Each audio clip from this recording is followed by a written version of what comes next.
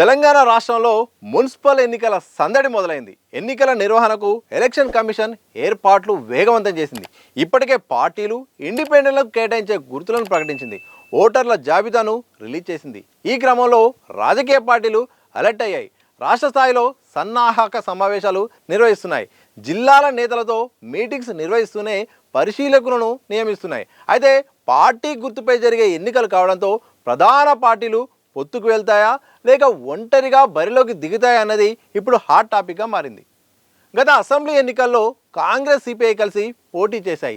సిపిఐకి ఒక సీటు కేటాయించగా కొత్తగూడెం ఎమ్మెల్యేగా కూనంనేని సాంబశివరావు గెలుపొందారు.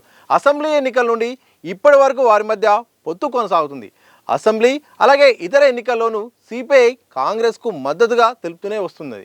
మున్సిపల్ ఎన్నికల్లో సైతం ఈ పొత్తు కొనసాగుతుందా, ఫ్రెండ్లీ ఫైట్ ఉంటుందా, ఎవరికి వారు పోటీ చేస్తారా అనేది తెలియాల్సి ఉంది.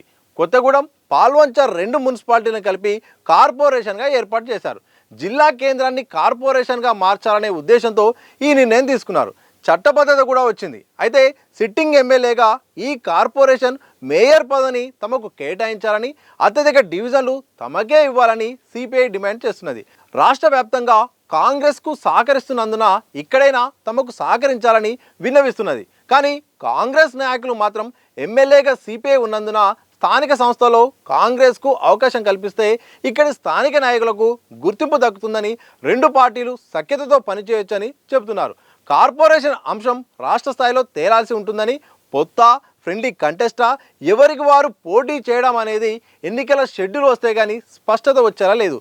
తాము పొత్తుకు సిద్ధంగా ఉన్నామని చెప్తున్న సీట్ల విషయంలో సర్దుబాటు కుదరకపోతే పరస్పరం పోటీ చేసేందుకు వెనకాడబోమంటూ ఇరు పార్టీల నేతలు ప్రకటిస్తున్నారు. అయితే ఈ రెండు పార్టీల కేడర్లో సఖ్యత లేకుంటే దాని ప్రభావంతో ప్రతిపక్ష బీఆర్ఎస్కు ప్రయోజనం కలుగుతుందనే ఆందోళన సైతం సెకండ్ కేడర్ నాయకుల్లో వ్యక్తమవుతున్నది. ఇక మున్సిపల్ ఎన్నికల్లో ఎంఐఎం ప్రభావం చూపే అవకాశాలున్నాయి. గత ఎన్నికల సీట్లు ఓట్లను పరిశీలిస్తే ఇదే నిజమని తెలుస్తున్నది. ఆ పార్టీ ఇప్పటి వరకు ఏ పార్టీతోనూ నేరుగా అధికారికంగా పొత్తు పెట్టుకోలేదు. ఎన్నికల తర్వాత మేయర్, మున్సిపల్ చైర్మన్ల ఎన్నికల విషయంలో మాత్రం పొత్తు పెట్టుకున్నారు.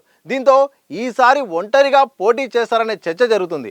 అంతేకాకుండా గతంలో కంటే ఎక్కువ సీట్లతో పోటీ చేయాలనే ఆలోచనలో ఉన్నట్టు ప్రచారం జరుగుతోంది. మరోవైపు బీజేపీ, జనసేన పార్టీలు గత అసెంబ్లీ ఎన్నికల్లో కలిసి పోటీ చేశాయి. ఏపీలోనూ కూటమి ప్రభుత్వంలో ఈ రెండు పార్టీలు భాగస్వాములై ఉన్నాయి. తెలంగాణ మున్సిపల్ ఎన్నికల్లో పోటీ చేయనున్నట్లు జనసేన ఇప్పటికే ప్రకటించింది. అయితే బీజేపీతో పొత్తు ఉంటుందా లేక ఒంటరిగా పోటీ చేస్తామా అనేది జనసేన స్పష్టత ఇవ్వలేదు. దీనిపై ఉత్కంఠ ఇంకా కొనసాగుతుంది. తాము ఒంటరిగానే పోటీ చేయాలనే ఆలోచనలో ఉన్నామని జనసేన, టీడీపీతో పొత్తు ఉండదని బీజేపీ అంటున్నది. తాము స్వతంత్రంగా ఎదిగేందుకు ప్రయత్నిస్తున్నామని బీజేపీ రాష్ట్ర అధ్యక్షుడు రామచంద్రరావు ఇప్పటికే పలు సందర్భాల్లో చెప్పారు. దీంతో తెలంగాణలో జనసేన, టీడీపీ, బీజేపీ కలిసి పోటీ చేసే అవకాశాలు లేవని రాజకీయ విశ్లేషకులు చెబుతున్నారు. టీడీపీ మున్సిపల్ ఎన్నికల్లో పోటీ చేసే విషయంపై ఇంకా తమ వైఖరి ప్రకటించలేదు.